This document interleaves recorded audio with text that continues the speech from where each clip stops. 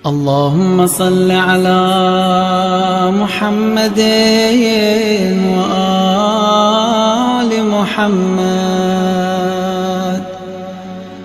اللهم رب شهر رمضان الذي أنزلت فيه القرآن وافترضت على عبادك فيه الصيام، ارزقني حج بيتك الحرام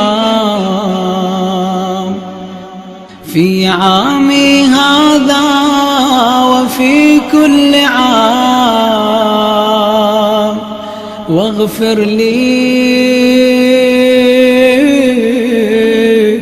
تلك الذنوب العظام، فإنه لا يغفرها غيرك يا علام يا رحمن. وصل اللهم على محمد وآله الطاهرين.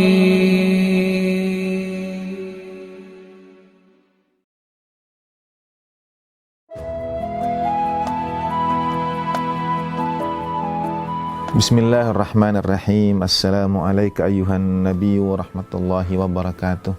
Assalamu alayna wa ala ibadillahi salihin. Assalamualaikum warahmatullahi wabarakatuh. Asyhadu an la ilaha illallah wahdahu la syarika lah wa asyhadu anna sayyidana wa maulana Muhammadan abduhu wa rasuluh la nabiyya ba'dah. Allahumma salli wa sallim ala sayyidina Muhammad wa ala ali sayyidina Muhammad wa ajil farajahum warzuqna fid dunya ziyaratahum wa fil akhirati syafa'atahum. Alhamdulillah, kita bersyukur kehadirat Allah Subhanahu wa taala atas karunia hari-hari, malam-malam, waktu-waktu yang penuh berkah di bulan suci Ramadan. Semoga Allah Subhanahu wa taala jadikan saum kita di bulan ini saum yang sebenar-benarnya. Qiyam kita di bulan ini, salat-salat kita di bulan ini, salat yang sebenar-benarnya. Semoga Allah Ta'ala juga jadikan setiap ayat Al-Quran yang kita baca, ayat Al-Quran yang fihi tadabbur, yang di dalamnya ada perenungan kita, ada tadabbur kita, ada pemaknaan kita. Bersama channel Ngopi TV di The Prophetic Wisdom edisi bulan suci Ramadan, kita tadarusan ayat-ayat dalam kitab suci Al-Quran yang terkait dengan kisah para nabi. Kali ini kita lanjutkan kisah tentang Nabiullah Isa alaihi salatu wassalam. Beliau adalah mukjizat Allah Subhanahu wa taala, putra Sayyidatina Maryam salamullah alaiha, yang dalam riwayat disampaikan satu di antara 4 penghulu perempuan alam semesta, 4 penghulu perempuan surga, Sayyidatun Nisa'il Alamin. Dan di antara keutamaan Sayyidatina Maryam salamullah alaiha adalah ketika ia beribadah, Allah Ta'ala karuniakan rezeki di mihrabnya, yang ditanyakan oleh Nabiullah Zakaria, aina laki hadza, dari mana rezeki ini, dari mana kau peroleh ini? Siti Maryam menjawab, karunia dari Allah Subhanahu wa ta'ala. Menurut para ahli tafsir yang mengisahkan bagaimana Sayyidatina Maryam beroleh dan ditanya oleh Nabiullah Zakaria, ini dari mana? Karena Sayyidatina Maryam itu beroleh buah-buahan musim panas di musim dingin, dan buah-buahan musim dingin di musim panas. Bayangkan Nabiullah Zakaria seorang nabi, dan karunia buah-buahan itu diperoleh Sayyidatina Maryam sallallahu alaihi, sehingga Nabiullah Zakaria bertanya, aina laki hadza. Maksud dari kisah Sayyidatina Maryam dan Nabiullah Zakaria adalah untuk menunjukkan pada kita bagaimana Al-Quran mengisahkan betapa ahli ibadahnya Sayyidatina Maryam salamullah alaiha. Sejak kecil ia diwakafkan di Baitul Maqdis. Sejak kecil ia berkhidmat untuk agama Allah Subhanahu wa taala. Sejak kecil ia menjaga kesucian dirinya, senantiasa berada di sekitaran masjid, sekitaran Baitul Maqdis, menjadi pribadi yang teramat disucikan. Dan Allah taala kemudian menitipkan amanat ruh yang kemudian menjadi Nabiullah Isa alaihissalam tanpa perantaraan seorang ayah. Di antara mukjizat yang dikhususkan Allah Ta'ala pada Nabi Isa dikaruniakan melalui perantaraan Sayyidatina Maryam salamullah alaiha. Tetapi ini bukan tanpa ujian, bukan tanpa cobaan. Setelah beribadah itu sekian lama, lalu Allah Ta'ala karuniakan pesan kepada Sayyidatina Maryam bahwa ia akan mengandungkan seorang putra. Kisahnya bisa kita baca pada surat Maryam itu. Dan ketika Sayyidatina Maryam kemudian bertanya, lalu apa yang harus aku lakukan? Di antaranya Sayyidatina Maryam diamanatkan Allah Subhanahu wa taala untuk melakukan saum. Inni nadzartu lirrahmani sauman falan ukallimal yauma insiya. Surat Maryam surat ke-19 ayat 26. Jadi setelah ibadahnya yang luar biasa, kemudian Allah Ta'ala amanatkan ruh Nabiullah Isa alaihi salatu wassalam. Kemudian datang waktunya hendak melahirkan. Bisa kita baca dalam surat Maryam ini mulai dari ayat yang tentang peristiwa hendak melahirkannya itu, mulai dari ayat ke-22. A'udzubillahi minasyaitonir rajim. Fahamalathu fantabadat bihi makanan qasiyya. Kemudian Sayyidatina Maryam sallallahu alaihi mengandungkan Nabiullah Isa alaihi wasallam, fantabadat bihi makanan qasiyya. Lalu ia menempuh perjalanan menuju satu tempat yang jauh. Padahal Sayyidatina Maryam berada di Masjid Baitul Maqdis, tapi untuk melahirkan Nabiullah Isa alaihi wasallam, Sayyidatina Maryam diperintahkan Allah Ta'ala untuk keluar menuju tempat yang jauh. Lanjutannya, fa'ajahal makhadu ila jid'in nakhlati qalat ya laitani mittu qabla hadza wa kuntu nasyam mansiya. Ketika datang saat hendak melahirkan itu, Sayyidatina Maryam sallallahu alaihi bergantung pada pohon kurma, pada pelepah-pelepah daun kurma, dan berkata, duhai, andai aku tiada sebelum ini dan jadi seorang yang dilupakan. Sebagian memaknai ini sebagai beratnya peristiwa ketika seorang ibu itu akan melahirkan kita semua. Lalu terdengar seruan dari bawah. Nah, di sini terdapat perbedaan pemaknaan.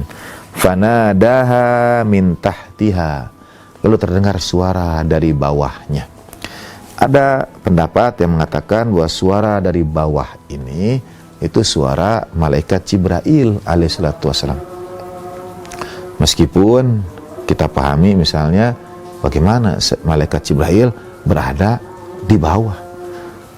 Nah, tetapi ada juga yang memaknai yang bersuara itu sebetulnya adalah bayi dalam kandungan, yaitu Nabiullah Isa alaihi salatu wassalam. Fanadatha min tahtiha. Lalu terdengar fanadaha min tahtiha. Alla tahzani, janganlah bersedih, qad ja'ala rabbuki tahtaki sariyya. Itu ada suara dari bawah. Sebagian pemaknaan termasuk terjemahan akan menuliskannya suara dari bawah ini adalah suara malaikat Jibril alaihissalam. Tapi sekali lagi membayangkan malaikat Jibril, makhluk ruhaniyah, malaikat yang mungkin tidak terikat oleh sekat-sekat ruang dan waktu, sekat-sekat batasan waktu, sehingga atas bawah tidak terlalu ada maknanya untuk malaikat Jibril misalnya. Sehingga pemaknaan berikutnya yang bersuara itu adalah Nabiullah Isa alaihissalatu wassalam. Jadi bayi dalam kandungan itu berbicara. Ini makna al-muhaddatsah, yang diajak bicara. Bicaralah, suara dari bawah itu. Jangan bersedih. Qad ja'ala rabbuki tahtaki sariyya. Allah Ta'ala Tuhanmu telah menjadikan aliran sungai di bawahmu itu. wa huzzi ilaika bijid'in nakhlati tusaqit 'alaiki rutban janiyya, dan berpeganglah pada pelepah kurma itu, nanti akan berjatuhan buah-buah yang segar. Dari ayat ini sering digunakan untuk memudahkan kelahiran dengan mengkonsumsi buah kurma yang masih muda, buah kurma yang segar. Nah, fakuli washrabi wa qarri aina, maka makanlah buah itu, minumlah, puaskanlah, senangkanlah hatimu.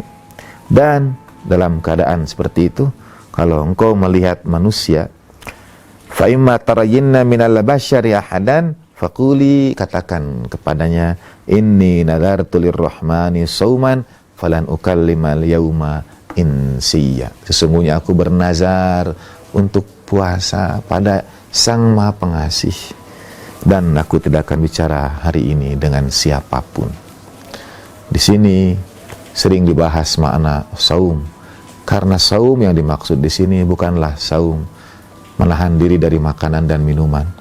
Kalimat sebelumnya dengan jelas menyampaikan itu, fakuli washrobi, makan dan minumlah. Lalu apa yang dimaksudkan dengan saum itu? Inni nadartu lirrahmani sauman falan ukallimal yauma insiya, yaitu tidak akan mengajak bicara manusia siapapun. Nah, periode yang panjang ini, periode nazar ibunda Sayyidatina Maryam salamullah alaiha, lalu ibadahnya Sayyidah Maryam di Masjidil Aqsa, di Baitul Maqdis, di mihrabnya, dan perjuangan untuk melahirkan, sampai kepada nazar untuk tidak bicara dengan manusia yang sering disebut dengan puasa bicara.